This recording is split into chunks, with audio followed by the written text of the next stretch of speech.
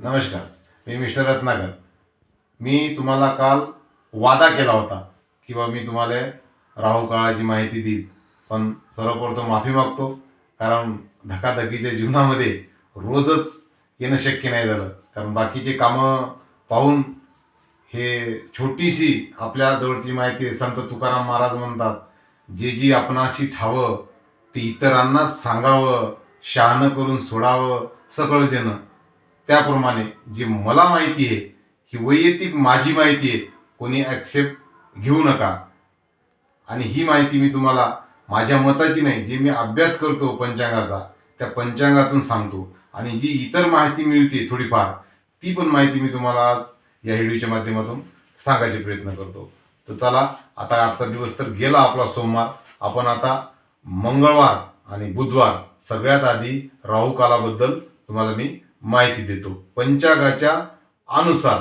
तर उद्या आहे मंगळवार, दिनांक 3/2/2026 आणि 3/2/2026चा मंगळवारचा राहू काल दुपारी 3 ते 4:30 पर्यंत असा 1.5 घंटा चालणार आहे. आणि आता याच्याबद्दल एक बोनस परवा दिवसचा पण राहू काल तुम्हाला सांगतो मी. बुधवारचा राहू काल तारीख येते 4/2/2026 आणि बुधवारचा राहू काल आहे दुपारी 12 ते दुपारी 1:30 वाजेपर्यंत.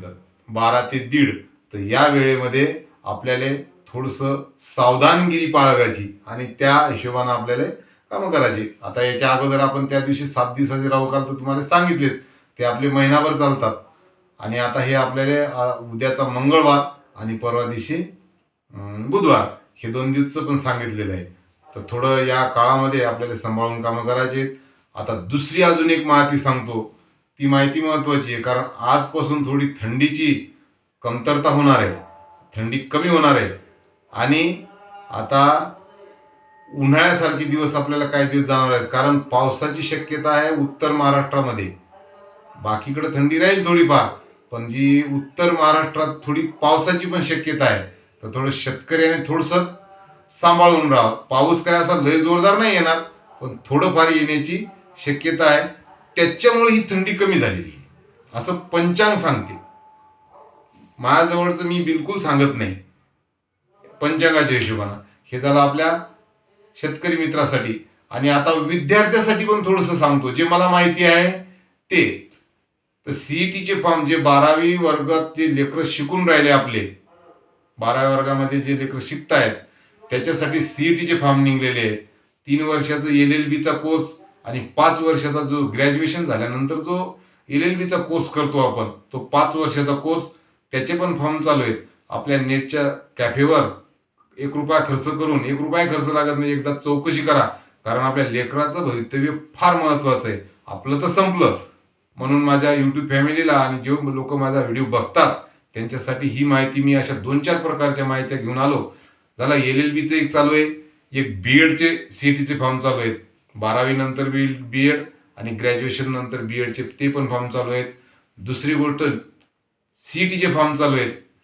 PCB आणि PCM, जे 12वीमध्ये लेकरं आहेत. आता कधी कधी आपल्या ग्रामीण भागात राहतो मी, 12वी पास झाल्यावर आम्ही फॉर्म भरतो, असे बरेचसे लोक भेटतात मला. तर ते सांगतात की बाबा आम्ही 12वी पोरगा आहे आणि 12वी झाल्यानंतर आम्ही फॉर्म भरतो. तर ते आता पहिला काळ राहिलेला नाही, आपल्याला जसं पुढं जावं लागेल.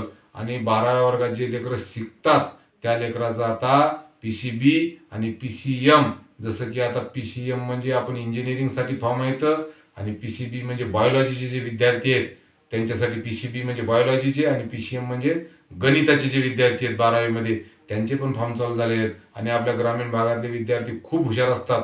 माझ्या यूट्यूबच्या चॅनल मार्फत जर एखाद्या पालकाला जर हा व्हिडिओ चांगला वाटला आणि त्यांच्या मुलाचं जर चांगलं झालं तर मला खूप आनंद होईल. झालं. त्याच्यानंतर जे 12वीमध्ये PCBचे जे विद्यार्थी आहेत त्यांच्यासाठी BSc नर्सिंगचे पण फॉर्म चालू आहेत. आणि आपल्या मुली असतील, आणि विशेष म्हणजे आपल्या सरकारनं मुलीसाठी मोफत शिक्षणाची योजना सुरू केलेली आहे. तर मुलीला पण शिकवा. मुलगा जर शिकला तर फक्त आपलंच घर सुधरेल, पण मुलगी जर शिकली तर 2 घर सुधरतील. तिचं पण घर सुधरेल आणि आपल्याला ती खूप मदत करणार आहे. आणि म्हणून मुलीला शिकवणं फार गरजेचं आहे. कारण माझी मुलगी शिकते, तुमची पण मुलगी शिकलीच पाहिजे. आणि दुसरी गोष्ट अजून, अशा भरपूर गोष्टी सांगणार आहे मी तुम्हाला. व्हिडिओ थोडासा लंबा होईल, पण अशा भरपूर गोष्टी आहेत. झालं. तिसरी गोष्ट, आपण कोणचं जर काम हाती घेतलं तर आपल्याला जर कोणी जर डिमोटिवेट करत असेल तर बिलकुल माघारी घ्यायची नाही. जे आपल्याला विचार येत असतात डोक्यामध्ये ते फार महत्त्वाचं. तसे तर हजारो लाखो विचार येतात, पण काही काही खूप चांगले विचार येतात. तर त्यावर आपल्या कोणाचं ऐकून आपण डिमोटिवेट व्हायचं नाही. आणि जे कोणी लोक येत असतात आपल्याला सांगायला हे करू नको, हे तुझ्याकडून जमणार नाही, तर ते निश्चितच करा. आणि ते बिलकुल होणार. कोणचंही काम असो, जीवनामध्ये आल्यानंतर असे अडथळे भरपूर येतात. माझ्या जीवनातले अडथळे, आता YouTube चॅनल चालू केलेले, मी एक एक अडथळा तुम्हाला आणखी माझ्या जीवनातला माझा अनुभव, माझं 55 वर्षाचं वय आहे. माझ्या 55 वर्षाच्या वयाचा जो अनुभव मी तुम्हाला सांगणार आहे, त्याच्यातून पण काहीतरी शिकण्यासारखं भरपूर आहे. तर अजून अजून जर माहिती द्यायची झाली, आता माझ्या पहिल्या 2 व्हिडिओला तुम्ही खूप चांगला प्रतिसाद दिला. खूप मस्त लाईक भेटले, शेअरही झालेत काही व्हिडिओ आणि आवडले म्हणून अशा कमेंट पण आल्या. आणि तुम्हाला कोणत्या विषयावर व्हिडिओ पाहिजे हे पण थोडं मला तुम्ही सुचवा. तर सुचवलं तर मी तुम्हाला नक्कीच त्याबद्दल जेवढी मला माहिती आहे, बाकीची माहिती नाही. आता ही जी माहिती सांगितली ही खरी माहिती आहे. खोटं वाटत असेल तर आपला एक कॉल करून पाहायचा जवळच्या आपल्या सेंटरवर त्या कॅम्प्युटरवाल्याला. सांगून देते तुम्हाला की हे फॉर्म चालू आहेत म्हणून, आणि ते फॉर्म चालू आहेत. आपल्या लेकराचं नुकसान झालं नाही पाहिजे. मेन उद्देश तो आहे एक. आणि आता आपण कुठं आलतो, की आपल्या जे मागचे लोक आहेत, पाय ओढणारे लोक आहेत, यांचं बिलकुल ऐकायचं नाही आणि डिमोटिवेट व्हायचं नाही. बरं, आजच्या पुरतं एवढंच. आणि उद्याही तुम्हाला याच्यापेक्षाही चांगली, आणि तुम्ही जर मला जर त्या कमेंटच्या मार्फत जर सांगितलं तर मला खूप आनंद होईल. कारण माझं YouTube चॅनल नवीन आहे. त्याच्यामुळं मग मला ते काही विषय जे असतात, तुम्ही जर सांगितलं त्या विषयावर मी माहिती बनवायची आहे. चला मग, करा शेअर, करा लाईक आणि करा सबस्क्राईब. चला, धन्यवाद.